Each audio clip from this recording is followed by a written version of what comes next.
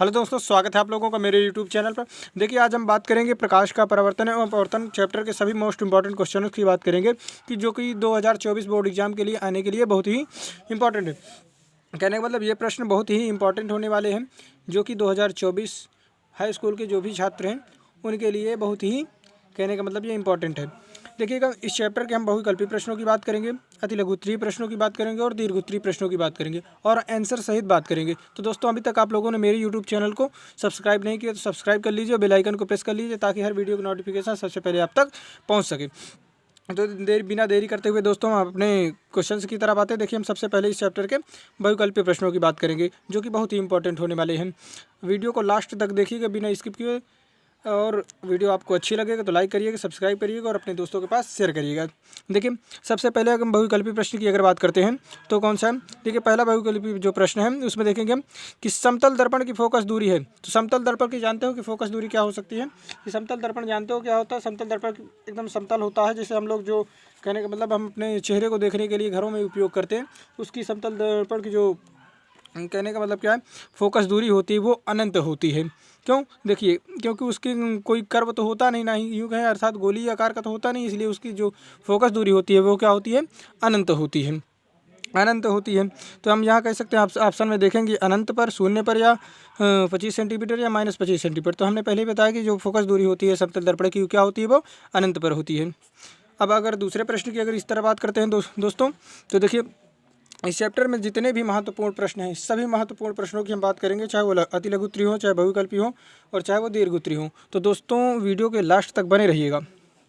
देखिए, हम दूसरे अगर प्रश्न की अगर बात करते हैं हम, तो जो दूसरा हमारा मोस्ट इंपॉर्टेंट प्रश्न है, इसमें देखेंगे अवतल लेंस किसी वस्तु का प्रतिबिंब बनाता है। कहने का मतलब जो अवतल लेंस होता है वो किसी वस्तु का प्रतिबिंब कैसा बनाता है, आभासी बनाता है, जो वस्तु से छोटा बनाता है या बड़ा बनाता है या सीधा बनाता है, इस प्रकार से। तो आपको मैं अवतल लेंस कहने का मतलब क्या है, अवतल लेंस किसी वस्तु का प्रतिबिंब बनाता है तो सीधा वास्तविक आवर्धित, या सीधा आभासी छोटा, या यूँ कहें उल्टा वास्तविक छोटा, या उल्टा आभासी आवर्धित।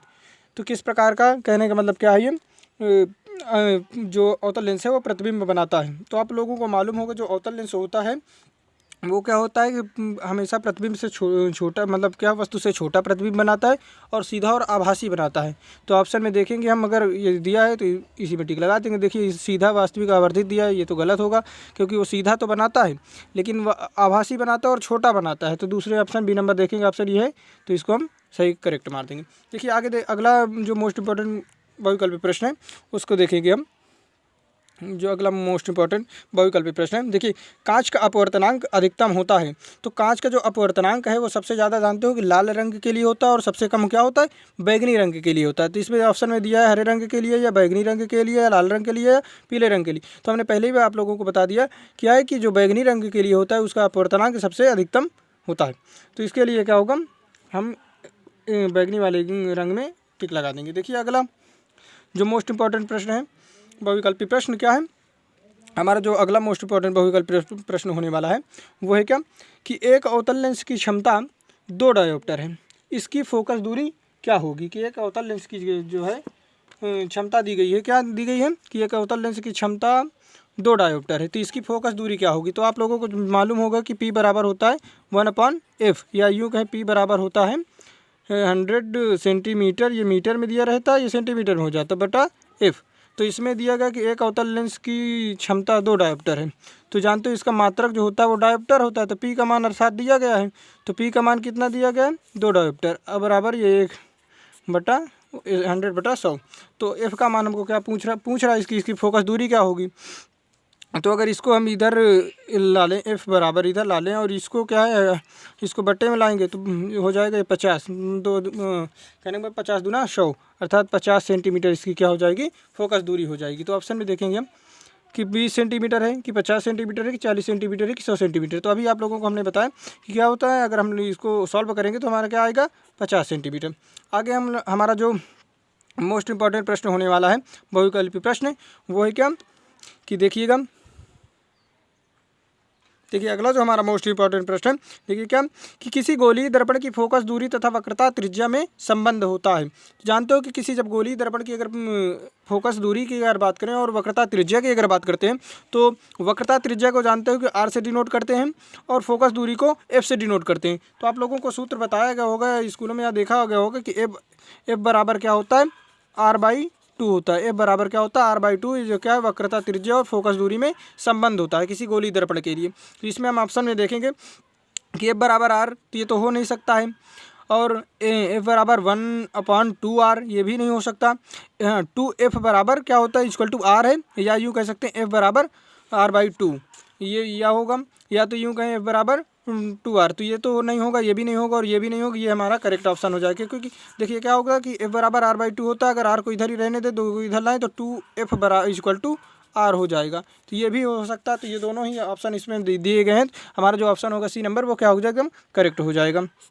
अगले मोस्ट इंपॉर्टेंट प्रश्न की अगर बात करते हैं, जो बहुत ही इंपॉर्टेंट होने वाला है, स्वस्थ नेत्र का निकट बिंदु है। तो स्वस्थ नेत्र का जो निकट बिंदु है वो क्या है, अनंत है कि 35 सेंटीमीटर पर है कि 30 सेंटीमीटर पर, कि 25 सेंटीमीटर। तो आप लोगों को मालूम होगा कि जो स्वस्थ नेत्र होता है, अर्थात किसी प्रकार का जिस आँख में दोष ना हो, तो उसका जो लेंस के जो निकट बिंदु होता है वो क्या होता है, 25 सेंटीमीटर, और जो दूर बिंदु होता है वो क्या होता है, अनंत होता है। तो अगले हम मोस्ट इंपॉर्टेंट प्रश्नों की अगर बात करते हैं, जो कि देखिए अगला जो मोस्ट इंपॉर्टेंट लघु उत्तरीय प्रश्न है उसमें हम देखेंगे सबसे पहले मोस्ट इंपॉर्टेंट, ये वेरी वेरी इंपॉर्टेंट है, इसको आप तैयार करके जाइएगा, तभी आपको बोर्ड एग्जाम में आप पूरे मार्क्स पा सकते हैं। अन्यथा अगर इन क्वेश्चनों को आप छोड़ कर जाते हैं तो आप फंस जाएंगे और आप में कई सारे क्वेश्चनों को आप नहीं कर पाएंगे। तो इसलिए पूरे सारे जितने भी क्वेश्चन हैं इनको सारे सब कुछ तैयार करके जाइएगा, तभी आपके बोर्ड में आप 95 से 80 से, या यूँ कहें 90 से 95 नंबर आप पा सकते हैं। तो देखिए जो अगला हमारा मोस्ट इंपॉर्टेंट प्रश्न लघु उत्तरीय होने वाला है, क्या कि अवतल व उत्तल दर्पण को 2 उपयोग लिखिए। अवतल व उत्तल दर्पण के दोनों के उपयोग लिखने हैं हमको। तो जानते हो अवतल दर्पण के अगर उपयोग हेडिंग डालकर इसी प्रकार लिखिए, अगर आप इस प्रकार से पूछता है। तो अवतल दर्पण के उपयोग की अगर बात करते हैं तो देखो, टॉर्च में किया जाता है, सर्च लाइट तथा वाहनों के अग्रदीपों में किया जाता है, और सौर भट्टियों में इसका उपयोग किया जाता है। जो अवतल दर्पण होता है, जानते हो कि क्या होता है, कि अवतल दर्पण में क्या होता है कि ये प्रकाश की किरणों को एकत्रित भी करता है, मतलब अभिकेंद्रित करने का अभिकेंद्रित करता है, इसलिए क्या है इसका उपयोग किया जाता है। तो फिर अगर और दूसरे उत्तल दर्पण की अगर उपयोग की अगर बात करते हैं तो उत्तल दर्पण जो होता है वाहनों में पार्श्व दृश्य दर्पण के रूप में, पार्श्व दृश्य अर्थात पीछे के देखने के लिए दर्पणों में इस प्रकार इसका यूज किया जाता है। और बाज़ारों में गलियों में लगे स्ट्रीट लाइटों, अर्थात आप लोगों ने देखा होगा जो बाज़ार में या गलियों में देखा होगा जो रोड के किनारे नहीं लाइट लगी होती हैं, जो रोड कहने मतलब उजाले के लिए, उसमें इसका उपयोग किया जाता है उत्तल दर्पण का। और वाहनों में जो साइड मिरर नहीं होते हैं, अर्थात पीछे के दृश्यों को देखने के लिए इस दर्पण का उपयोग किया जाता है उत्तल दर्पण का। तो आशा करता हूँ ये समझ में आया होगा। आगे देखिएगा जो बहुत ही इम्पोर्टेंट होने वाला है ये प्रश्न, हमारा जो अगला प्रश्न है, प्रकाश का परावर्तन किसे कहते हैं, परावर्तन के नियम लिखिए। तो अगला जो मोस्ट इंपॉर्टेंट प्रश्न है, इसको तो आप ये यूँ कहें वेरी वेरी इंपॉर्टेंट है ये प्रश्न, ये हर बार पूछा जाता है, इस बार भी पूछा जाएगा, पूरी संभावनाएं हैं। तो आगे देखिएगा, प्रकाश का परावर्तन किसे कहते हैं, परावर्तन के नियम लिखिए। तो देखिए जब कोई प्रकाश किरण किसी चिकने या पालिशदार तल से टकराकर उसी माध्यम में लौट जाती है तो इसे प्रकाश का परावर्तन कहते हैं। अर्थात आप लोग देख सकते हो कि जैसे मान लो ये दर्पण ही है, हालांकि आप इस प्रकार देखो, जबकि कोई समतल दर्पण होता है, समतल दर्पण बोलो या चिकना कहने का मतलब कोई पॉलिशदार सतह हो या यूँ कहें चिकनी सतह हो, तो उसमें कोई भी प्रकाश मान लो आया और ये टकरा कर वापस उसी माध्यम में लौट गया, तो इस घटना को क्या कह दिया जाता है, प्रकाश का परावर्तन। अब इसमें इसके नियम की अगर बात करें तो इसके नियम क्या हैं कि जब कोई प्रकाश किरण किसी चिकने या पालिशदार तल पर टकराकर उसी माध्यम में लौट जाती है तो उसे क्या कहते हैं, तो इस घटना को क्या कह दिया जाता है, प्रकाश का परावर्तन। परावर्तन के नियमों की अगर बात किया जाए तो परावर्तन के नियम क्या है, तो देखिए परावर्तन के नियम क्या होते हैं कि परावर्तन के 2 मुख्य रूप से नियम होते हैं। पहला क्या नियम है कि जब आप कहने का मतलब पहला नियम क्या है, आपतन कोण I तथा परावर्तन कोण R सदैव बराबर होते हैं। अब ये आपतन कोण क्या है और परावर्तन कोण क्या है, इसको समझिएगा। कहने का मतलब ये प्रकाश किरण आई और ये वापस लौट गई, तो यहाँ एक बीच में अभिलंब खींच लेते हैं जहाँ जिस बिंदु पर ये आती है, तो इस कोण को हम कह दिया जाता है आपतन कोण I और इस कोण को कह दिया जाता है परावर्तन कोण R। अर्थात आपतित किरण से आई मतलब आने वाली किरण से बना कोण कह दिया जाता है आपतन कोण, और जाने वाली किरण से टकराकर जाने वाली किरण से बना कोण क्या कह दिया जाता है, परावर्तन कोण। तो इन दोनों को कोण क्या होता है, सदैव बराबर होते हैं, अर्थात जिस कोण से आती है उसी कोण से वापस लौट जाती है। तो ये हमेशा सदैव बराबर होते हैं। तो हम कह सकते हैं कि साइन मतलब कोण आई इक्वल टू क्या होगा, कोण आर, अर्थात कोण आई जो बराबर होगा कोण आर के बराबर होगा। अगला जो इसका परावर्तन का नियम है, दूसरा क्या है, जो परावर्तन का नियम है क्या है, अगला जो हमारा कहने का मतलब परावर्तन का नियम देखिए, आपतित किरण अपवर्तित किरण, आपतित किरण अपवर्तित किरण, यहाँ अपवर्तित ना होने के बजाय यहाँ परावर्तित किरण होना चाहिए। यहाँ लिख लीजिएगा परावर्तित किरण, क्योंकि परावर्तन के बारे में पढ़ रहे हैं, गलती से लिख गया होगा। देखिए आपतित किरण, परावर्तित किरण तथा अभिलंब तीनों, आपतित किरण, परावर्तित किरण तथा अभिलंब तीनों एक ही बिंदु पर होते हैं। आपतित और ये देखिए, ये आपतित किरण होती है जो टकरा कर जाने वाली होती है उसको परावर्तित किरण कहते हैं। तो ये आपतित किरण और परावर्तित किरण हो गई, और ये अभिलंब हो गए। ये तीनों क्या होता है, एक ही तल पर अर्थात एक ही तल के बिंदु पर उपस्थित होते हैं। तो हालांकि दोनों नियम आपको समझ में आएंगे। सब फिर से एक बार देख लीजिए, जब कोई प्रकाश किरण किसी चिकने या पालीदार तल पे आती है, टकराती है, तो उसी माध्यम में वापस लौट जाती है। तो इस घटना को क्या कह दिया जाता है, प्रकाश का परावर्तन कह दिया जाता है। परावर्तन के देखो दो नियम होते हैं, एक पहला क्या होता है, आपतन कोण तथा परावर्तन कोण दोनों के सदैव क्या होता है, बराबर होते हैं। और दूसरे नियम की अगर बात करें तो आपतित किरण, परावर्तित किरण और जो अभिलंब होता है वो तीनों एक ही बिंदु पर होते हैं। अगला जो हमारा मोस्ट इंपॉर्टेंट प्रश्न है उसके बारे में हम देखेंगे, जो कि बहुत ही इंपॉर्टेंट है। तो इस मोस्ट इंपॉर्टेंट प्रश्न के देखेंगे, एक अवतल दर्पण की वक्रता त्रिज्या, एक अवतल दर्पण की वक्रता त्रिज्या 40 सेंटीमीटर है। इसके सामने एक वस्तु 15 सेंटीमीटर दूरी पर रखी गई है। प्रतिबिंब की स्थिति बताइए तथा इस किरण आरेख भी खींचिए। तो आप इसको कहने का मतलब न्यूमेरिकल ये है। न्यूमेरिकल्स इस प्रकार, इसमें इस चैप्टर से हर बार 2 न्यूमेरिकल पूछे जाते हैं, 2-3 न्यूमेरिकल। तो आप न्यूमेरिकल भी करके जाइएगा। हालांकि पूरे मतलब जो भी थ्योरिकल प्रश्न है उनको तो आप तैयार करके जाना ही है, लेकिन न्यूमेरिकल के भी हमको तैयार करके जाना है। इसलिए हम 2-4 न्यूमेरिकल के प्रयास करेंगे। जितना हम यूँ कहें जितने भी हम न्यूमेरिकल प्रयास कर सकते हैं उतना प्रैक्टिस कर लीजिए। देखिए अगर इसमें क्या क्या दिया, सबसे पहले हम अगर किसी प्रश्न को हम यूँ कहें किसी न्यूमेरिकल को हम करते हैं तो सबसे पहले हमें करना क्या होता है, तो सबसे पहले जो प्रश्न में दिया गया होता है उसे ध्यानपूर्वक पढ़ते हैं और उसको लिख लेते हैं। फिर उसके बाद हम उस प्रश्न को हल करने की कोशिश करते हैं। ठीक है, देखिए दिया क्या है कि वक्रता त्रिज्या दी गई है कि कितनी सेंटीमीटर है, 40 सेंटीमीटर। अगर वक्रता त्रिज्या 40 सेंटीमीटर तो आप जानते हो कि त्रिज्या के आधा होता है क्या, फोकस दूरी। तो फोकस दूरी हम F बराबर R/2 से निकाल सकते हैं कि F बराबर R/2 होता है, तो R का मान दिया गया क्या, 40 सेंटीमीटर। तो 2 से भाग देंगे तो 20 आ जाएगा। अब ये क्या दिया गया, अवतल दर्पण की। जब आप लोग जानते हो कि अवतल दर्पण हम क्या हमेशा माइनस में लेते हैं, क्यों, क्योंकि अवतल दर्पण है, आप लोग चिन्ह परिपाटी अगर देखा होगा, आप चिन्ह परिपाटी पढ़े होंगे, तो इधर की ओर जितनी भी दूरियां लेती हैं हम माइनस में लेते हैं, और इधर की ओर जितनी भी दूरियां लेते हैं हम क्या प्लस में लेते हैं। तो इधर की दूरियां हम क्या है माइनस में लेंगे, अर्थात ये क्या है अवतल दर्पण, इसलिए हम इसमें अवतल दर्पण की जो एफ का मान है उसको क्या है माइनस में लेंगे। और देखिएगा, और अगर इधर देख लीजिए आप, कहने का मतलब अभी देखिए F बराबर R/2, तो हम इसका मान निकाल सकते हैं आसानी से। हम F का मान हमने मतलब निकाला। जानते हो कि जब वक्रता त्रिज्या हो तो उसकी आधे कर लें तो क्या हो जाता है, फोकस दूरी हो जाती है। 40 दिया, अगर भी 2 से भाग दे देंगे, F बराबर R/2 सूत्र में रखेंगे तो R का मान दिया 40 और 2 का मान 2 से इसको भाग देंगे तो 20 आ जाएगा। तो -20 सेंटीमीटर क्या हो जाएगा, इसका फोकस दूरी हो जाएगी। माइनस क्यों रखा, मैं पहले ही बता दिया आप लोगों को कि अगर कहने का मतलब बाईं तरफ जितनी भी दूरियां होती हैं उसको माइनस में लेते हैं और दाईं तरफ जितनी भी दूरियां होती हैं उसको हम प्लस में लेते हैं। तो यू और इसमें क्या दिया गया कि इसके सामने एक वस्तु जो रखी गई हो 15 सेंटीमीटर, मतलब इस दर्पण के सामने क्या रखा है, एक दूरी वस्तु रखी गई जो कितनी दूरी है 15 सेंटीमीटर। हमेशा जानते हो वस्तु दूरी किस में लेते हैं, माइनस में लेते हैं। तो ये दी गई और हमको पूछ रहा है कि क्या है कि प्रतिबिंब की स्थिति बताइए, अर्थात प्रतिबिंब कहाँ पर बन रहा है और इसका किरण आरेख खींचिए। तो इस प्रकार हमको इसको करना है। देखिए इसमें क्या दिया गया, फोकस दूरी हमने निकाल लिया कि फोकस दूरी क्या होती है, क्या निकली है -20 सेंटीमीटर। और वस्तु की जो दूरी दी गई है वो क्या दी गई है, -15 सेंटीमीटर।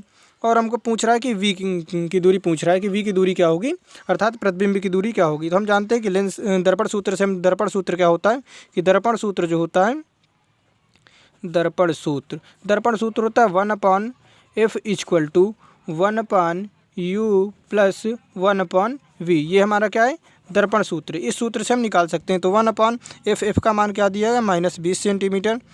और जो 1/u, u का मान कितना दिया -15 सेंटीमीटर प्लस 1/v, इसको हम लोग को निकालना। अगर हम देखें इसको पक्षांतर इधर करें तो ये माइनस में इधर प्लस में आ जाएगा, तो 1/-20 ये माइनस में है, इधर प्लस में हो जाएगा, ये 1/15 इक्वल टू 1/v। अब इसका हम अगर एलसीएम लेते हैं तो जानते हो कि एलसीएम इसका 15 और 20 का क्या आता है, 15 और 20 ये आ गया इसका 60। तो ये माइनस में इसको तो 15 यूँ कहें 20 3 60, तो ऊपर से भी 3 का गुणा कर देंगे तो 3 एक कम 3, तो ये हो जाएगा, ये माइनस में है तो माइनस में हो जाएगा, 15 चौके 60, तो ऊपर से भी 4 से गुणा कर देंगे तो ये क्या हो जाएगा, प्लस में है तो प्लस का चिन्ह लगा देंगे और ये 4 हो जाएगा, 4 एक कम 4 इक्वल टू 1/v। अगर इसका हम दोनों को जानते हो कि माइनस और प्लस का चिन्ह होता है तो क्या होता है, कहीं यूँ कहीं घट जाएगा। तो देखिए चिन्ह क्या होगा, लेकिन चिन्ह हमेशा किस में कौन सा लगेगा, बड़े वाले का चिन्ह लगेगा। तो ध्यान दीजिएगा, इसमें से ये घट जाएगा 3 तो 1 आएगा, तो हमेशा चिन्ह किसका लगेगा, बड़े वाले का, तो 1/60 आ जाएगा और ये क्या हो जाएगा 1/v। आगे देखिएगा दोस्तों, आगे देखिएगा कि जब कहने का मतलब देखिए यहाँ अगर हम एलसीएम इसका लेते हैं तो 60 आता है, और जब 20 23 60 ऊपर 3 से भी गुणा कर देते हैं, ये माइनस का चिन्ह है तो माइनस ऊपर इसमें लगा देंगे, तो 20 23 60 ऊपर 3 से जब गुणा 3 एकम 3 हो गया, और ये प्लस का चिन्ह है यहाँ प्लस का लगा दिया, 15 चौके 60 तो ऊपर भी 4 से गुणा कर दिया, इसलिए 4 एकम 4 हो गया, समझिएगा। और फिर इसके बाद क्या है कि 1/v इक्वल टू मतलब ये हमको तो इसी ज्ञात करना है। तो जब इसको हम यहाँ देखिए, जब चिन्ह बड़े का हो तो बड़े का लगाते हैं, और ये माइनस का है तो माइनस में घट जाएगी, लेकिन संख्या किस में होगी, लेकिन जो संख्या आएगी वो किस में होगी, प्लस में होगी, क्योंकि बड़े का हमें जो भी चिन्ह कहने का मतलब बड़े जो भी संख्या बड़ी चिन्ह बड़े होगा उसी का हम कहने का मतलब चिन्ह देते हैं। तो ध्यान दीजिएगा यहाँ, तो यहाँ से 4 से 3 घट जाएगा तो 1 आ जाएगा, लेकिन प्लस में हमेशा लगेगा क्योंकि बड़ा अंक जो है कहने का मतलब प्लस में, तो इसलिए हम ये 1/60 इक्वल टू 1/v हो जाएगा। तो इसका हम तिर्यक गुणा कर देंगे, इसका इधर से और इसका इधर से, हम जब गुणा करते हैं तो v एक कम v आ जाएगा और 60 एक कम 60 आ जाएगा, ये इसका आंसर हो जाएगा। अब देखिए अगर इसका आप चित्र बनाते हैं तो चित्र अगर आप देखिए दोस्तों, समय का देखते हुए हमने इसलिए पहले चित्र बना कर रखा है इसको। तो देखिएगा कहने का मतलब हमारा जो वक्रता त्रिज्या दी गई है वो कितनी 40 सेंटीमीटर दी है, और फोकस दूरी जो दी गई है 20 सेंटीमीटर दी गई। तो हम किसी वस्तु को दिया गया वस्तु की जो दूरी है, यूँ कहें कि जो वस्तु की दूरी है वो कितनी दी गई है 15 सेंटीमीटर। तो यहाँ से यहाँ तक की दूरी क्या है 15 सेंटीमीटर है। तो यहाँ जब कोई वस्तु रखते हैं तो देखिए सबसे पहले अगर इसका प्रकाश किरणों को हम प्रकाशित करते हैं तो सबसे पहले हम मुख्य अक्ष के समांतर भेजें तो फोकस दूरी से निकल गए, और दूसरी क्या वक्रता केंद्र से निकालते हैं। तो जानते हो कि लास्ट वाली छठवीं स्थिति होगी, छठवीं स्थिति है होती है। आप लोग जानते हो कि जब अवतल दर्पण के प्रतिबिंब निर्माण को अगर आप लोगों ने पढ़ा होगा तो 6 स्थितियाँ, तो ये छठवीं वाली स्थितियाँ जब इसमें क्या होता है इससे टकरा कर वापस हो जाती है, और इसका क्या भासी प्रतिबिंब प्राप्त होता है दर्पण के पीछे ये मिलता है। तो 60 सेंटीमीटर दूरी पर इस प्रकार कहने का मतलब क्या हमारा जो प्रतिबिंब होगा प्राप्त होगा। तो आशा करता हूँ ये समझ गए होंगे आप लोग। अगर अगले हम मोस्ट इंपॉर्टेंट क्वेश्चन की बात करते हैं जो कि बहुत ही इंपॉर्टेंट होने वाला है, वो है क्या कि दीर्घ-उत्तरीय प्रश्नों की हम बात करेंगे जो कि बहुत ही इंपॉर्टेंट होने वाले हैं। अब इसमें दीर्घ-उत्तरीय प्रश्नों में हम देखेंगे कि कौन कौन से इसमें दीर्घ-उत्तरीय मोस्ट इंपॉर्टेंट प्रश्न हैं। देखिए सबसे पहले हम बात करते हैं कि जो दीर्घ-उत्तरीय पहला हमारा जो मोस्ट इंपॉर्टेंट प्रश्न होने वाला है, देखिए अवतल दर्पण क्या अपवर्तन के नियम लिखिए। तो अपवर्तन के नियम हमको लिखना है। फिर आगे देखिएगा 30 सेंटीमीटर की वस्तु उत्तल लेंस के मुख्य अक्ष के लंबवत रखी है। लेंस की फोकस दूरी 30 सेंटीमीटर है और लेंस से वस्तु की दूरी 10 सेंटीमीटर है। तो प्रतिबिंब की स्थिति, आकार एवं प्रकृति ज्ञात कीजिए। क्या हम इस प्रतिबिंब को पर्दे पर प्राप्त कर सकते हैं, पर्दे पर देख सकते हैं, कहने का मतलब। तो देखिए दोस्तों, हर बार मैं हर वीडियो के लास्ट में आप लोगों को कुछ होमवर्क देता हूं, तो आप इसको खुद से करिएगा एक बार। अगर आपको ना समझ में आए, हालांकि आप कर लेंगे, इतना मैं जानता हूं कि आप लोग कहने का मतलब होशियार बच्चे हैं, आप कर लेंगे अपने से। अगर फिर भी अगर आपको ना समझ में आता हो तो आप कमेंट करिएगा, मैं इसकी कहने का मतलब हल सहित इसको फिर से एक बार बोर्ड में बता दूंगा ताकि आपको समझ में आएगा। कमेंट करिएगा। अगर आपको न्यूमेरिकल समझ में नहीं आता तो मैं इसके लिए फिर से एक अलग नई वीडियो बना दूँगा जिसमें आपको कहने का मतलब कोई भी न्यूमेरिकल ऐसे नहीं होगी जो आपको ना आए। तो देखिए इसका आप करिएगा, एक बार फिर से देख लेते हैं कि अपवर्तन के नियम लिखना है आप लोगों को। दोस्तों अपवर्तन के नियम आप जरूर पढ़ के, परावर्तन और अपवर्तन के नियम तो जरूर पढ़ के आना, 2-4 न्यूमेरिकल आपको तैयार करके जरूर जाना है। देखिए अपवर्तन के नियम लिखना है। 30 सेंटीमीटर की वस्तु उत्तल लेंस के मुख्य अक्ष के लंबवत रखी गई है। लेंस की फोकस दूरी जो दी गई है वो 30 सेंटीमीटर दी गई, और लेंस से वस्तु की जो दूरी दी गई है वो क्या 10 सेंटीमीटर दी गई है। और प्रतिबिंब की स्थिति, आकार एवं प्रकृति ज्ञात करना है। क्या हम इस प्रतिबिंब को पर्दे पर प्राप्त कर सकते हैं, इसको बताना है। कहने का मतलब आप हल करिएगा, फिर उसके बाद अगर सारी, कहने का मतलब जितने भी वैल्यू दी गई हैं अगर वो आ रही हैं तो सीधी सी बात है कि पर्दे पर हम इसे प्राप्त कर सकते हैं। आगे देखिए जो हमारा मोस्ट इंपॉर्टेंट प्रश्न है, कहने का मतलब ये जितने भी, कहने का मतलब इसमें मोस्ट इंपॉर्टेंट प्रश्न बताए गए, आप इसको सारे प्रश्नों को तैयार करके जाइएगा बोर्ड एग्जाम में और पेपर को धुआं कर दीजिएगा। देखिए किसी गोलीय दर्पण अर्धगोलीय दर्पण अवतल दर्पण की बात कर रहा थी। किसी गोलीय दर्पण अवतल दर्पण के लिए क्या है, सूत्र निगमन कीजिए, सूत्र का निगमन कीजिए। जो कहने का मतलब 1/v + 1/u = क्या होता है 1/f। दर्पण सूत्र के कहने का मतलब निगमन करना है अवतल दर्पण के लिए। ठीक, तो फिर उसके बाद हम बात करते हैं, अथवा इस प्रकार कह सकते हैं कि इस प्रकार भी प्रश्न पूछा जा सकता है कि मतलब कि अवतल दर्पण के लिए u, v तथा f में संबंध का निगमन कीजिए। वही बात है, कहने का मतलब अवतल दर्पण में क्या है, इसका सूत्र बताना है। अगला जो मोस्ट इंपॉर्टेंट प्रश्न है, आप इसको ज़रूर तैयार करके जाइएगा। अगर आपको संबंध इनके बारे में आपको कहीं कहीं ये डेरिवेशन आपको नहीं आता तो एक बार आप कमेंट करिएगा, मैं इसको एकदम आसान तरीके से इसको क्या है बोर्ड में पूरा इसको, कहने का मतलब इसका डेरिवेशन करवा दूंगा। देखिएगा अगला जो हमारा मोस्ट इंपॉर्टेंट प्रश्न होने वाला है वो क्या है कि एक वस्तु 10 सेंटीमीटर फोकस दूरी के अभिसारी लेंस से 25 सेंटीमीटर की दूरी पर रखी है। किरण आरेख खींचकर बनने वाले प्रतिबिंब की स्थिति तथा प्रकृति ज्ञात कीजिए। देखिए अभिसारी लेंस क्या होता है और अपसारी लेंस क्या होता है। अभिसारी लेंस वो होता है जो क्या होता है कि प्रकाश किरणों को अभिसरित करता है, अर्थात इकट्ठा करता है, केंद्रित करता है, उसको क्या कह दिया जाता है, अभिसारी लेंस। और जो प्रकाश किरणों को फैलाने का काम करता है, प्रकाश किरणों को क्या होता है फैलाने का काम करता है, उसे हम क्या कह दिया जाते हैं, अपसारी लेंस। तो अभिसारी लेंस की